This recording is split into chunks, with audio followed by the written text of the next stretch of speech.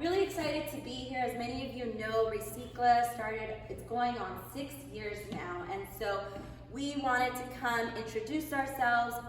Justin is probably famous here for waste and recycling in the community. I know many of you may know him. And so today, what we really want to talk about is how can Athens support you? How can Athens support the BID? How can Athens support all of the businesses in ensuring that the program is working for you and your business? And so I'm gonna hand it over to Justin. Just really quickly, you all know that the city and the state has very ambitious goals for all of us. So it's not just the businesses, they do have goals that Athens as the trash hauler has to meet as well. And so we want you to know that we are in this together. Although it may not feel like it, we really are, because we want to make sure that we're meeting the city's goals of 90% diversion by 2025. And so we'll get there with partnership. And so I'm going to hand it over to Justin so he can talk a little bit about his role and how he can be supportive to all of you. Yeah. Hi everybody, my name is Justin, as Amanda said. I'm sure I've worked with a lot of your businesses before. I know I work closely with the Sidewalk Enterprises with Carol, and it's actually, I'm really glad to be here, to be able to kind of meet face to face with everybody, be able to talk about what's going on in the Recycla program and what I do specifically to kind of help you guys and your businesses, your properties get on board with all of the city ordinances, the state mandates, as well as make sure that we can divert as much trash from the landfills, or I should say recycling from the landfills as possible. I have some welcome packets for you guys. I'll pass them along. We only have 5 on me, so if you want to just pass along, skim through it. This is essentially what the program, Recycla program, is all about. It's going to detail what we do as our haulers, kind of what we expect from our properties as well. Pretty much my main role is compartmentalized into 3 categories. It's waste assessments, which you can think of as audits, trainings, as well as compliance. So the main reason, or the main focus of waste assessments, is we go to the properties, look at your trash, how your internal trash is set up, how your employees or how your business is handling your waste streams. The idea is that, I'm sure many of you are aware, especially throwing away trash at home, a bulk of what you guys throw out is either food waste or recyclable materials, things like plastics, metals, cardboards, papers. So we want to make sure we can get all of that out of the black trash bins that you kind of see across Venice and into the blue recycling dumpsters. What we do here as haulers, we sort and separate everything that goes inside the blue bins, as well as the composting. And the composting, we kind of turn all of that into compost ourselves. So there's kind of a big, I guess, circular loop, as if you want to think about it like that. And Amanda can go into more detail later in regards to what we do post-collection. The other thing that we do during waste assessments is what we consider right sizing. We want to make sure that there's adequate volume and adequate equipment at your businesses to make sure that there is no overfilling of trash, to make sure that we can capture all of your recycling, capture all of your compost, and then whatever is left ends up in the trash or in the black dumpsters or black recycling, or black barrels or carts, or what we like to call them. So I understand everyone has a lot of feelings with the program. I know price is kind of a big issue with a lot of businesses. What I like to do is I try to work with our customers in the best way possible. If we can reduce your bill, and I think it's adequate enough in terms of service, we'll go ahead and do that. There's always trial and error. We can go with one service. If it doesn't work out, we can think of something else. So we kind of want to let you guys know you're not just stuck with what you guys have. We want to communicate with the businesses as much as possible, so that way, if we do run into some issues, we can help resolve some of that. The other big component of my job, as I mentioned, is training. So we do a majority of trainings either with the staff of your businesses. If you think of a restaurant, we like to go back of house into the kitchens, talk to everybody, make sure that they understand how to properly sort and separate all the materials that you see here. Help you guys set up a good system in the kitchens or in your own business, let's say, with easy ways of diversion. So that might be implementing a 3-bin system.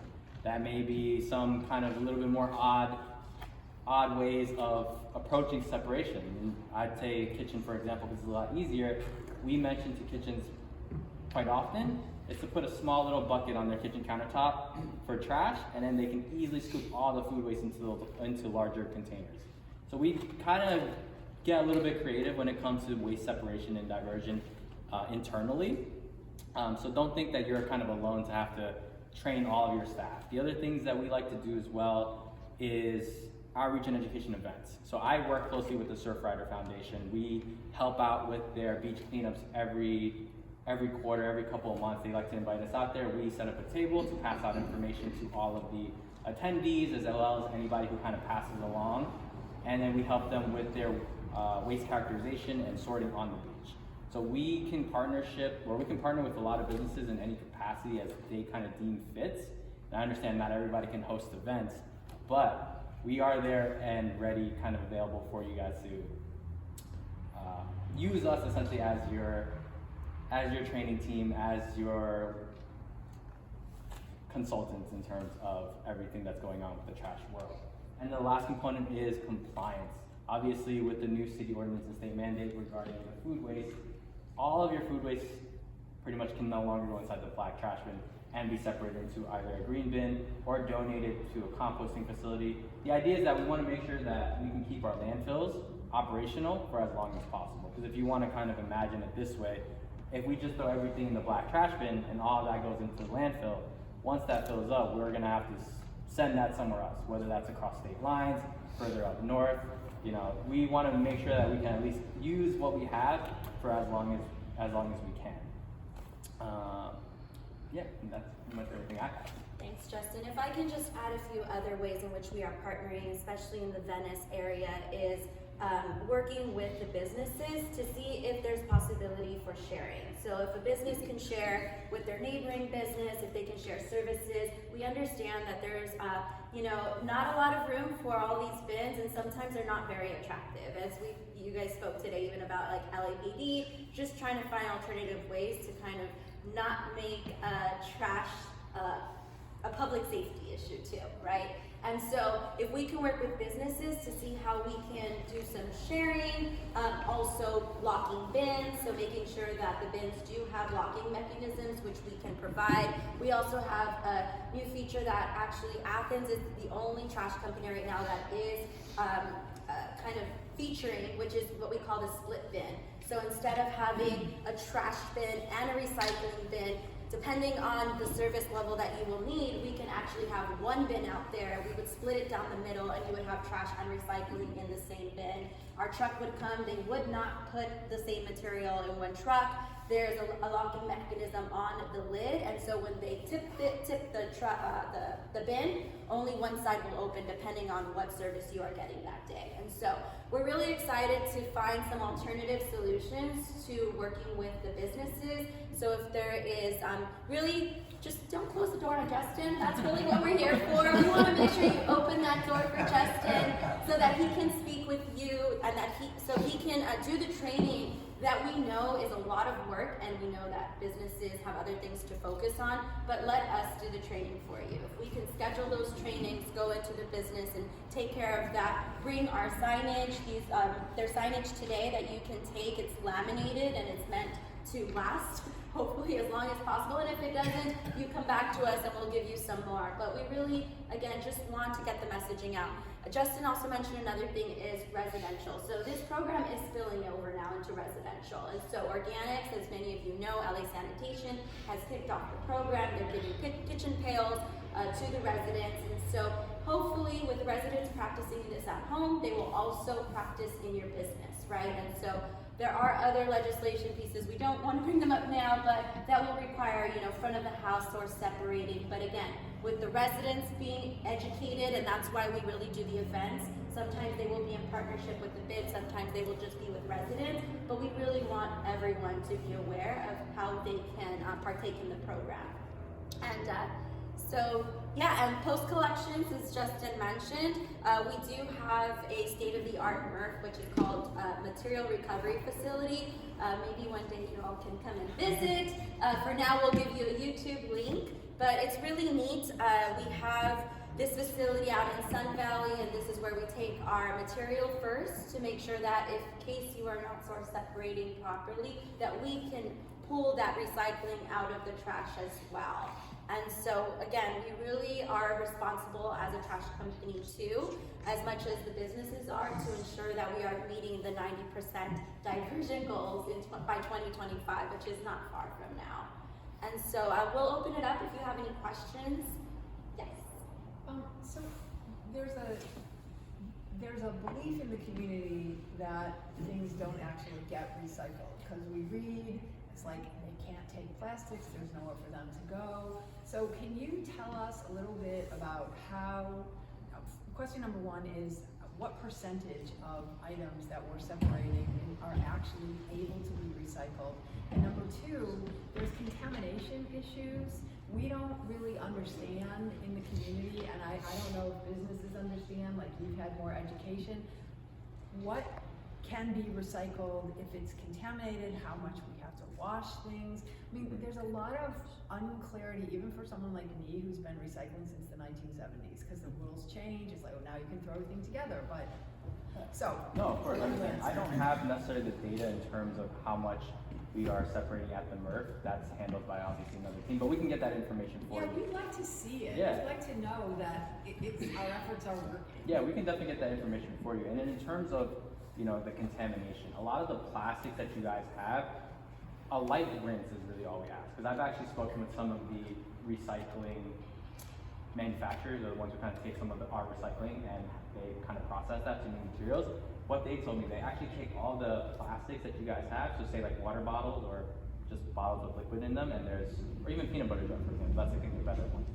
You know, all the little peanut butter that's stuck on the side, they actually put that in a large tub of kind of sanitizing soap, if you want to think about it, and they let that sit. So all that material that's in the peanut butter jar, for example, will get washed out into that. And then they take all that clean plastic and then they turn that into new material. So in terms of contamination, a light rinse is really all we ask for. The only times that things are a little bit iffy is if you see like those baking trays and you bake lasagna, for example, and just cheese is caked on there and cannot be removed. That we will unfortunately be unable to process. But as long as it's a little bit of food or a little bit of oil, that's totally okay. We're not asking you to rinse or clean anything off. If you want to, that's perfectly fine. That's a lot better. But again, we understand the challenges at home as well as in businesses. You're not going to have a lot of time to go ahead and wash out all of your containers. So we're not really asking you to do that. Well, it's I'm always conscious of the amount of water it is. I Like know, I'll take that milk same. carton and do a rinse, and like, Yeah. do I need to do it again? And I don't want to waste the water. No, So. just a light rinse. It doesn't have to necessarily be that deep of a clean. And what about like things like pizza boxes? Are they supposed to go into compostables now or recyclables? So yeah, When there's grease from the pizza, I'm being serious. I know, because I because really it's don't know. inside. I used to separate everything, and I literally had, because I'm a freak, 15 bags, and I would separate everything and take it to the facility over in Santa Monica, which Yeah, of closed. course. And like, what about jar lids? Do we throw those in, or are they trash? No, of course. So with the pizza boxes, and don't Serious? consider yourself rich, because honestly, a lot of different countries, especially in Asia, they separate every single material. I know. So it's pretty common practice. For pizza boxes, that should be in the composting bin. If we only accept clean cardboard, so think of your Amazon packages. Okay. But anything that has food or has touched food, that's paper, like paper napkins, that pizza boxes you mentioned, can all go inside the green container. If you really want to be diligent about it, you can rip off the top if it's clean, put that in recycling, but I understand. Okay. These things do take time. And just to answer your question with sorting, yes, we sort most of your materials, but you have to make sure we put that in the right container. So if you have recycling you put in the trash, we will not sort the trash. We only sort whatever is inside that blue recycling container. So anything that ends up in the black trash bin will just get taken to the landfill. And I think more importantly, what's specific about this, or what's great about this program is that your recycling is free, right? And so many folks are not thinking about, like, the more you recycle or the more that you properly sort, you are going to reduce the trash levels, which will then reduce your cost, right? So we definitely want you to maximize your recycling. You will even see at some properties that their recycling bin is bigger than their trash, right? And so that's really what we're trying to get folks at. There's going to be some businesses or multifamilies that may not be able to get the smallest can, right? They're not going to get a residential cart. We also need it to make sense. However, we need to really look at the recycling and how do we properly educate folks, provided them with the necessary resources to make that program work. Understanding property management, I'm sure whether it's businesses, whether it's multifamilies that you manage, I mean, we're here to work with businesses and multifamilies, just so that you all are aware. So it is going to be trickling out into the community too. I want to say I empathize with Connie because I have suffered from the same questions all the time. I was going to ask about the very jar filled with peanut butter. And I'm looking at the landfill side in the middle column at the top, and I see, you know, what looks like paper, but I'm guessing that it has maybe some wax on it. So, My point being, education, I don't really think as a consumer or a business owner or operator that people are, or that I am, properly educated, and it seems like we have a ways to go on education. And as such, I think that we would love to have you guys come into our restaurant and give us some advice on how to do better at that. Also, I just heard yesterday from Eleni, I think you told her about the split bins. That's a new development that I wasn't aware of, because right now everybody's facing this new, and we've been doing it at home for a while actually, but the compostables, you know, putting the food waste in the green container, and all of a sudden we have to provide those at our businesses, and that's a whole additional expense. And I'm thinking, well, why does it have to be an additional expense if it's the same amount of trash? But, so the split bin seems like a way to actually accomplish that. Take care of the same amount of trash with the same amount of containers. Yeah, and right now I know the split bins are specifically for trash and recycling. I'm going to see if we are getting more information about the organics. I'm really excited about the split bins because I oversee the contract for the company in all of the districts that we cover, and we have other areas like the Melrose bid I had mentioned that we're working with, and that Melrose corridor, same thing, very exposed to the alleyways. And so we as a company have kind of taken, we're a little off contract because it's not necessarily offered in the program itself, but we also recognize that we have to find innovative ways to make sure that we are working in partnership with the businesses, but also where it makes sense for the city. Because we all know the city continues to grow. You wake up one day and there's a new housing complex, so we want to make sure that we are being very mindful and working with everyone to make it work. Because if it doesn't work for you all, it's not going to work for us either. We don't want to show up with our trash truck and then we can't even service because there's trash on the floor or, you know, not in the bin, etc. So we want to make sure that it's working for our drivers too. Yeah. You know, it's such a challenging time, and in Venice we don't have a lot of space, so extra bins aren't always an option, or they're a tough option, and we're facing challenges with wages, we're facing challenges with costs, materials costs, all kinds of things. And so, and I'm sure you've heard, you even mentioned that you've heard over and over from your customers how much their trash expense has gone up over the years, and recent years. And so it's a real challenge. So I'm looking for ways to address the same things that you're trying to address. So we'd love to work with you. I'm wondering about one specific thing as well, and when you talk about locking bins, because sometimes we do have people that go through our bins and pull things out and make a mess. And is there a locking system that you can devise that is, you know, has a locked box, a way to stop people from cutting the locks? Because frankly, the stuff that's in our trash cans is valuable, and they have no problem cutting the locks and getting in there and getting at it. Do you not find that to be a problem? No, that's one of the biggest challenges that specifically that I have to deal with a lot as well. So I do understand that challenge right now, and I could probably talk to Amanda about if we have anything kind of in the works of improving the locking system. But as of right now, if you do not wish to use the Athens lock, the one that we provide, you guys are actually more than welcome to use your own lock. If you have one that's a lot more sturdier than the ones that we provide, if it's, So- yeah, so you can just use, you can actually pop on your own lock, give us either the key or code, that way our drivers have it and we can service the container no problem. So I'm just gonna throw something out, I don't know, whether you guys are able to get this to the right person or not, but it's not really about the lock as much as having a way devised, something devised to prevent bolt cutters from getting to the lock. And, we had an ocean cargo container business at one point, and I learned all about lock boxes.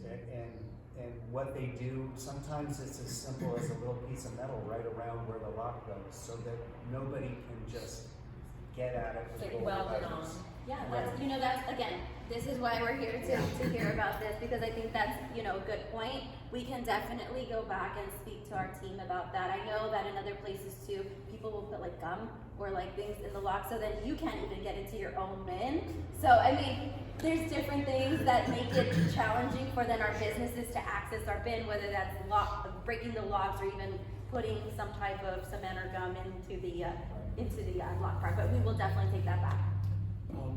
During the fall and winter, there was a bit of a rodent increase in Venice, and I'm wondering if Athens has done anything to help improve, like the rodent proofing of the totes and bins, and my business has experienced some like rodent-driven damage on the lids. I was wondering if you contemplate strengthening that, or Yeah, so we actually, for the bins themselves, I mean, obviously with the food waste going inside the trash bin, that's probably also an issue that's causing the rodents from happening, that are coming. So with our green composting bins, they're actually designed to be kind of more rodent proof. I wouldn't say it's 100%, obviously nothing is 100%, but it's designed to be more rodent proof and leak proof. So it's built a little bit differently from your traditional trash bins. It's lined inside to help kind of the liquids from food waste from leaking out, smells from coming out, as long as they're closed, obviously. The other thing that we can think about doing is metal lids. Those are in special cases.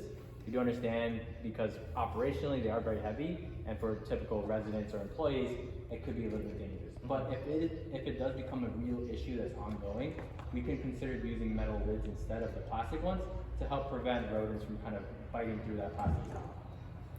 And I just want to say, so everyone knows, Eleni and I are working with Amanda and Justin. We're going to be designing a program, and we'll be going to every business to help with specific questions, to help, give their staff, while they do the trainings, we can do the pickup and follow through and communicate.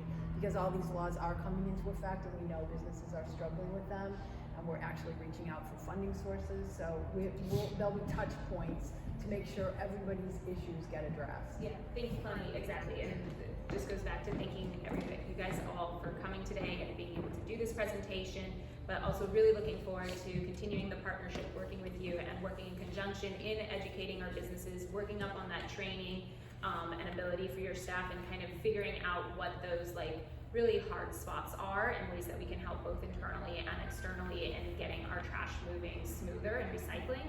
And really also in working with you guys and ensuring that like we're not coming in as the trash police, we're coming in to support The and trash work angels. with, because I know that that's obviously, I mean, even when you use the word audit, like I'm like, oh, that's the scary part, and we want to get in there before we get to like those kind of scarier moments where it feels like somebody's coming down on you. And I want to assure everybody, like, I've gotten the assurances from Athens, like that is the collaborative approach we're gonna come in on. So Yeah, and obviously you can bring it back to the bid as well. Because audits, yeah, well, I do say audits or assessments. The idea behind them is actually not to come down on the business. It's to see what they're doing so that we can help improve that process. So it does sound a little scary, but it is kind of for the benefit to make sure that we can capture everything so that there is none of that, as mentioned, overfilling, spillages and things like that. And although Justin may say like, oh, instead of this trash, really what this is, yes, trash, because I see the gloss inside, instead of using this, we also understand that you cannot change, you're not going to change from one day to the next, right? It costs money. And so reasonably, we're not going to say, oh, you need to just get rid of those cups, don't use them at all. No, there's certain things that will probably take up more space in your trash bin that we will probably consider, right? And so we're not here to say you need to change the way you do business, but we definitely want to make you aware of the different things that can possibly be changed to help you with, again, reducing your trash so that you can access free recycling. All right. Oh, I have one quick question. Is it okay to break these things down, like crush them, or do you want to leave them nice? You can break them. You can break them down. That's totally fine. They get broken down sometimes by just being inside the bin, and a lot of our trucks actually have compactors in them, so they kind of crush it anyways. Yeah, it really doesn't make too much of a difference. And I did want to get back to your question about the lids. I think I skipped over that. But if you have a jar with a lid or anything like that, just leave it on. That way it actually gets processed together. Because the unfortunate reality is if you get think of a water bottle lid that's too small, because it doesn't meet, I think it was like a 3-inch or 4-inch kind of diameter, it typically doesn't get recycled. It kind of falls through cracks just because it is too small. Got it. So things like that, just leave your lids on. That's just fine. Thank you all very much. Thank you. Thank Really you for appreciate you coming out. We are gonna leave some stuff behind, not Are those everything, but we will recyclable? leave some stuff that are not. They are I can see that You have everything in your kitchen. So I know you That's the last forever. These have to be reusable. Better than recyclable. That's the That last would be, forever. and these are placemats for your children. Oh, that's my. Yes, so thank you again for having And us. then obviously I understand because there's challenges. I just want to make this point. We do help with the residents as well. I understand that, where do we throw electronic waste, where do we throw hazardous waste. We have a lot of information for you guys as well. It's not on here specifically because I understand this is the bid, it's more Yeah, for yeah. businesses. But if you do want to connect and have that information where you can throw out your electronics, things like that, we can always connect you to the right people to do that. Right, thank you. And then we'll leave this for you, because then you can always take it to the office if anybody comes in super excited about, wanting to have these signage up. At least they're already printed and. Super excited about Yes. 1383. Yes. Really looking We know forward we to have paying calls. for more organics getting taken away. And those additional distance fees. Hey, we're gonna help you with that. We've been We following can- Oh, you're gonna help me with the distance We can fees? find a place to put the bin closer, we'll do it. We do rely on Jeremy for some of our public relations. No problem, we will work with Jeremy. Thousands in distance fees because the Yes. buildings were designed with trash enclosures in a certain location because code required a trash enclosure. Yet, it would be $100,000 to remove all the concrete and bring it closer to the street. So instead, we spent thousands a month on distance fees. Jeremy, I know this is like only, but just know, as the government affairs director, I am working with the city council offices to make them aware so that when they do have these planning, of new developments, that they are considering trash, recycling, and organics, even in the enclosure spaces, right? Because they're not big Your enough. one But truck comes onto the property. All right. I have 4 bins and you charge me a distance fee on all 4 bins. Anyway, I have a huge problem with this whole thing. This is a good meeting. I don't want to be the bad guy, but yes, we all, Yeah, she and tell us knows, what, and do they come know back that with the data it's- of what percentage of it's all rough, this stuff but- actually gets recycled. Okay. we will. Thank you again, appreciate it. All right, so we'll move on to. 28 minutes.